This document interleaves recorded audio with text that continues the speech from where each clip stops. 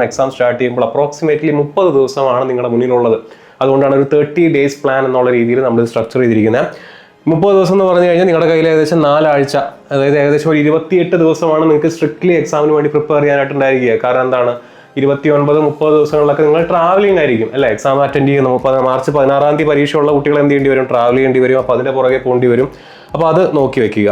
അപ്പോൾ 4 ആഴ്ച എന്ന് പറയുമ്പോൾ ഒരാഴ്ചയിൽ 7 ദിവസമാണ് ഉണ്ടായിരിക്കുക. അതിൽ 6 സ്റ്റഡി ഡേയ്സും 1 റിവിഷൻ ഡേയുമാണ് ഉണ്ടാവുക. 6 ദിവസം പഠനത്തിന് വേണ്ടി നിങ്ങൾ ഉപയോഗിക്കുക, 1 ദിവസം എന്തിനു വേണ്ടി ഉപയോഗിക്കുക, റിവിഷന് വേണ്ടി ഉപയോഗിക്കുക. ഇതേ സ്ട്രക്ചർ തന്നെയാണ് നമ്മുടെ 50 days സ്റ്റഡി പ്ലാനകത്ത് ഉപയോഗിച്ചിരുന്നത്. അപ്പോൾ അതുപോലെ തന്നെ നിങ്ങൾ എന്ത് ചെയ്യുക, ഇവിടെയും യൂസ് ചെയ്യുക. ഓൺലി തിങ്, നമ്മൾ കൂടുതൽ സമയം ഇൻവെസ്റ്റ് ചെയ്യേണ്ടി വരും.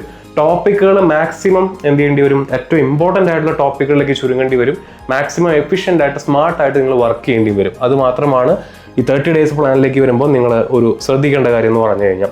ഇനി ലാസ്റ്റ് 2 ദിവസം നിങ്ങൾക്ക് കിട്ടുകയാണെന്നുണ്ടെങ്കിൽ എന്ത് ചെയ്യുക, അത് നിങ്ങൾ റിവിഷന് വേണ്ടിയും മാക്സിമം ടെസ്റ്റുകൾ അറ്റൻഡ് ചെയ്യുന്നതിന് വേണ്ടിയും പരമാവധി ഉപയോഗിക്കാനായിട്ട് ശ്രദ്ധിക്കുക. ഇനി ചുരുങ്ങിയത് ഒരു ദിവസം, ഇനി ഇവിടെ നിന്ന് അങ്ങോട്ട് ചുരുങ്ങിയത് ഒരു ദിവസം 10 മണിക്കൂറെങ്കിലും നിങ്ങൾ എക്സാമിന് വേണ്ടി മാറ്റി വെക്കണം. 10 മണിക്കൂറെങ്കിലും മാറ്റി വെച്ച് പഠിക്കാനായിട്ട് ശ്രദ്ധിക്കുക. അങ്ങനെയാണെന്നുണ്ടെങ്കിൽ 30 ദിവസം എന്ന് പറയുമ്പോൾ നിങ്ങളുടെ മുന്നിൽ എത്ര സമയം കാണും, ഒരു 300 മണിക്കൂർ കാണും. ഈ 300 മണിക്കൂറിനെ നിങ്ങൾ എത്രത്തോളം എഫിഷ്യൻ്റ് ആക്കുന്നു എന്നുള്ളിടത്താണ് നിങ്ങളുടെ സക്സസ് ഇരിക്കുന്നത്. മനസ്സിലായില്ലേ?